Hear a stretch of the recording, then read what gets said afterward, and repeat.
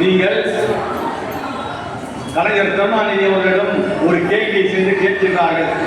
தயாநிதி மாறன் அவர்கள் கட்சியிலே மிகவும் ஈடுபாடு இல்லாதவர், கட்சியிலே எந்த விதமான மிகப்பெரும் முன்னெடுப்பும் எடுத்து போராட்டங்களிலே கலந்து கொள்ளாதவர். அப்படி இருக்கையிலே அவருக்கு ஏன் எம்பிசி கொடுத்து டெல்லிக்கு அவரை அனுப்பி மந்திரியாக ஆக்கினீர்கள் என்று கேட்ட பொழுது கலைஞர் அவர்கள் பிரசன்ஸ் ஆஃப் மைண்ட் எந்த கேள்வி கேட்டாலும் உடனடியாக பதில் சொல்லக்கூடிய ஒரு வல்லமை படைத்த கலைஞர் அவர்கள் பதில் சொல்கின்றார்.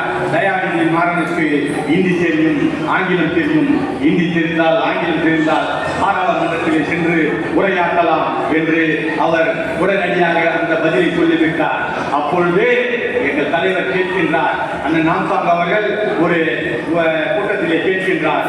அப்போது தயாநிதி மாறனுக்கு ஒரு 50 58 வயது 60 வயது இருக்கும். அப்போது 60 வயது இருக்கின்றது என்றால் 55 ஆண்டுகளுக்கு முன்பே தமிழ்நாட்டிலே இந்தி வந்துவிட்டது. தயாநிதி மாறன் எங்கே படித்திருப்பார் என்றால் அவர் கான்வென்ட்டிலே படித்திருப்பார், எல்கேஜி யூகேஜி படித்திருப்பார், அப்படியே இந்தியை கற்றிருப்பார். அப்படி இந்தி கற்றவர்கள் அதன் மூலமாக இந்த இந்தி தெரிந்ததனால் அவர்களுடைய குடும்பத்தை சேர்ந்தவர்கள் எல்லாம் இந்தி படிக்கின்றார்கள். அரசியல்வாதிகள் மற்ற அந்த அண்ணா திராவிட முன்னேற்ற கழகத்தை சேர்ந்தவர்கள், காங்கிரஸ் கட்சியை சேர்ந்தவர்கள், இவர்கள் எல்லாம் குடும்பங்கள் எல்லாம் இந்தி படிக்கின்றன. தேசிய கட்சிகள் யாரும் இந்தியை தடுப்பதில்லை. அப்படி இருக்கும்போது இந்தி என்பதை வேண்டாம் என்று சொல்லக்கூடாது. அதாவது திணிக்கிறார்கள் என்று ஒரு கதையை சொல்லுவார்கள்.